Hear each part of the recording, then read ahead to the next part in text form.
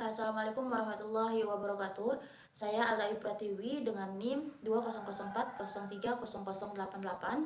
Di sini saya akan menyampaikan materi mengenai menggerakkan jari telunjuk ketika tasyahud akhir dan hukum sholat rawatib. Oke, langsung saja. Materi pertama mengenai menggerakkan jari telunjuk ketika tasyahud akhir. Nah, menggerakkan jari itu hukumnya sunnah. Jadi setiap orang itu boleh memilih menggerakkan jarinya atau tidak. Kalau dilakukan, orang itu akan mendapatkan tambahan pahala. Nah, dan kalau tidak dilakukan juga tidak apa-apa. Artinya kita tidak berdosa. Nah, mengenai apakah jari telunjuk digerak-gerakan atau diam saja ketika duduk tasyahud, ada beberapa hadis yang menjadi acuan para ulama. Nah, pertama, hadis yang mengatakan jari telunjuk tidak digerak-gerakan sama sekali. Hadis yang pertama yang artinya sesungguhnya Nabi Shallallahu Alaihi Wasallam beliau berisyarat dengan telunjuknya bila beliau berdoa dan beliau tidak menggerak-gerakannya. Kemudian hadis ini diriwayatkan oleh Abu Daud.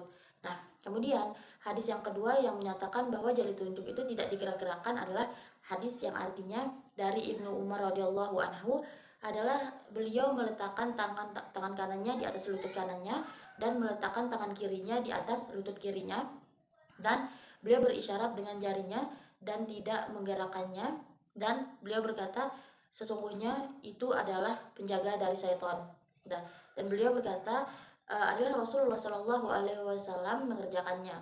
Nah, selanjutnya hadis yang menyatakan bahwa jari telunjuk digerak-gerakan. Nah, hadis yang artinya kemudian beliau menggenggam dua jari-jari beliau dan membuat lingkaran. Kemudian beliau mengangkat jarinya, maka saya melihat beliau menggerak-gerakannya, berdoa dengannya. Nah, hadis ini diriwayatkan oleh Ahmad. Oke, kemudian ada beberapa hadis yang membahas mengenai cara saat memberi isyarat dengan jari telunjuk, yakni isyarat selama duduk tasyahud awal maupun tasyahud akhir hanya dilakukan dengan satu jari tangan saja, yaitu jari telunjuk tangan kanan dengan sedikit membungkukkannya. Seperti hadis yang artinya Nabi pernah melihat seorang sahabat berdoa sambil mengacungkan dua jarinya. Lalu sabdanya kepada orang itu, satu saja, satu saja. Nah, sambil mengacungkan jari telunjuk. Hadis ini diriwayatkan oleh Ibnu Abi Saibah dan An-Nasai dan disahkan oleh Hakim dan disetujui oleh Zahabi. Nah, kemudian dari Numair Al-Khuzai berkatanya, saya melihat Rasulullah Shallallahu Alaihi Wasallam ketika sedang duduk dalam sholat, beliau meletakkan tangan kanannya di atas pahanya, di atas pahanya yang kanan sambil mengangkat jari telunjuknya dengan membungkukkannya sedikit ketika berdoa. Hadis ini diriwayatkan oleh Ahmad, Abu Dawud, An-Nasai, Ibnu Majah, dan Ibnu Khuzaimah dengan sanad yang cukup baik.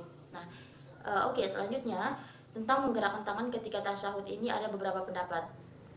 Sebagian mengatakan bahwa jari telunjuk itu digerak-gerakkan, sedangkan pendapat lain mengatakan bahwa jari telunjuk itu tidak digerak-gerakkan. Nah, kemudian sebagian mengatakan juga bahwa jari telunjuk tersebut tidak digerak-gerakkan secara terus-menerus, sedangkan yang lain mengatakan hanya digerak-gerakkan pada saat tertentu saja. Nah, kemudian kapan kita menggerak-gerakkan tangan ketika tasyahud akhir? Nah, mengenai hal ini sebagian ulama juga berbeda pendapat. Yang pertama yaitu pendapat dari golongan Syafi'iyah. Nah, mereka memberikan isyarat dengan jari hanya sekali, yakni pada ucapan ilallah yang artinya kecuali Allah dari kalimat syahadat. Nah, sedangkan menurut golongan Hanafiyah mengangkat jari telunjuk ketika ucapan pengingkaran atau la ilaha yang artinya tiada Tuhan, dan meletakkannya lagi ketika ucapan penetapan atau ilallah yang artinya kecuali Allah. Nah, kemudian menurut Malikiyah yaitu dengan menggerak-gerakkan ke kanan dan ke kiri sejak awal sampai sholatnya selesai. Nah, kemudian yang terakhir menurut mazhab Hambali memberikan isyarat dengan cara jari telunjuk ketika disebut lafzul jalallah atau nama Allah sebagai simbol tauhid tanpa menggerak-gerakkannya. Nah, kemudian pembahasan kedua yaitu mengenai sholat sunnah rawatib dan cakupannya. Nah, sholat sunnah rawatib itu sholat sunnah yang dikerjakan sebelum dan sesudah sholat fardu atau sholat 5 waktu. Nah, sholat rawatib yang dikerjakan sebelum sholat fardu biasa disebut sholat sunnah qobliyah. Nah, dan sholat sunnah rawatib yang dikerjakan setelah sholat fardu disebut sholat sunnah ba'diyah. Oke, hukum sholat sunnah rawatib itu ada dua, yaitu sholat sunnah rawatib muakkad dan goiru muakkad. Nah, sholat sunnah rawatib muakkad ini sholat yang sangat dianjurkan untuk dikerjakan, sedangkan goiru muakkad ini bisa dibilang kurang ditekankan.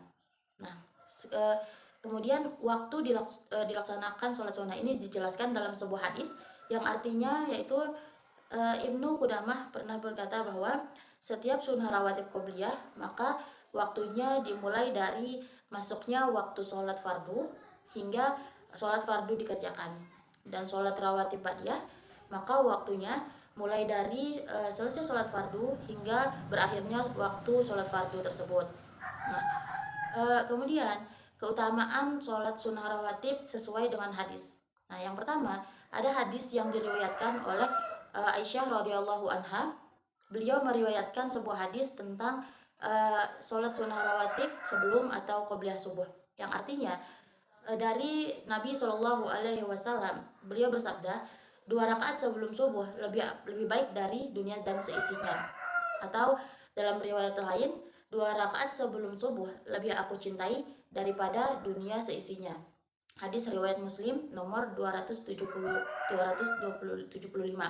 Nah, dari hadis ini dapat disimpulkan bahwa sholat sunnah sebelum subuh adalah sholat yang paling utama di antara sholat sunnah rawatib lainnya. Nah, kemudian ada juga hadis yang diriwayatkan oleh Ummu Habibah radhiyallahu anha. Nah, beliau berkata, saya mendengar Rasulullah Shallallahu Alaihi Wasallam bersabda, barang siapa yang menjaga sholat 4 rakaat sebelum zuhur dan 4 rakaat sesudahnya, Allah haramkan baginya api neraka. Nah, hadis ini hadis riwayat Ahmad, Abu Daud, At-Tirmizi. Nah, kesimpulan dari video saya ini adalah yang pertama, isyarat selama duduk tasyahud awal maupun tasyahud akhir itu hanya dilakukan dengan 1 jari tangan saja, yaitu dengan jari telunjuk tangan kanan dengan sedikit membungkukkannya. Nah, kemudian kesimpulan kedua yaitu hadis yang mengatakan bahwa jari telunjuk itu digerak-gerakkan, dan ada juga hadis yang mengatakan bahwa jari telunjuk itu tidak digerak-gerakkan. Nah, kemudian kesimpulan yang ketiga yakni ada 2 hukum sholat sunnah rawatib sesuai dengan anjuran ditegakkannya, yaitu sholat sunnah rawatib muakkad dan goiru muakkad. Oke, mungkin hanya ini penjelasan saya.